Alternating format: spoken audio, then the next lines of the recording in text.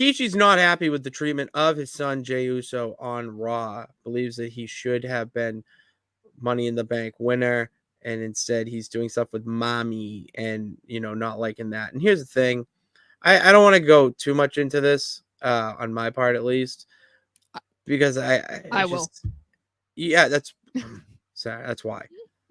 But all I really have to say about this, because it really kind of pissed me off in a way, because it's Rikishi obviously just doesn't get the like big people. Obviously, he wants his son to be champion and in the main picture and all that. But do we realize that Jey Uso has a civil war to prepare for with the Exactly. Yeah. bloodline? Like, you can't have him in the world title picture and then just take him out of it or rip him out of it to put him in the bloodline story. Like, he needs to be doing nothing and pretty much sitting on the sidelines waiting to be put in before the Civil War, because that's going to be a saga.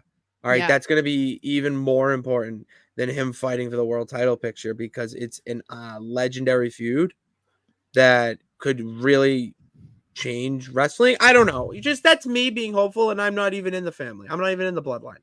But Yeah. I mean, when you hear this, you get it. He's his dad. Jimmy's hurt, so like he's not there, so he can't necessarily advocate for him as well. But like everybody assumes that the bloodline is going to face the bloodline 2.0 whenever Roman is able to come back, whenever The Rock gets involved. We assume that Jey is going to move over to SmackDown and he's going to join up with Roman and his brother to go against the bloodline 2.0. Like, we all believe that that's what is going to happen. Because I think the thing that I take the most issue with is you have an issue with his booking now. That's the problem you have. But before, this like dead period, I guess you could say, of Jey Uso, he was on Raw every single week. He was tag teaming with Sammy. He was doing stuff with Cody. He was a tag team champion with Cody. Like, he was doing a bunch of stuff and was on TV every single week. And we didn't have an issue then. But now that he's kind of like in this weird period that wrestlers go through because they don't always have things for you, or they see the long term, like down the road story that you're going to be in. So it's kind of an awkward time for you to really get involved in anything else.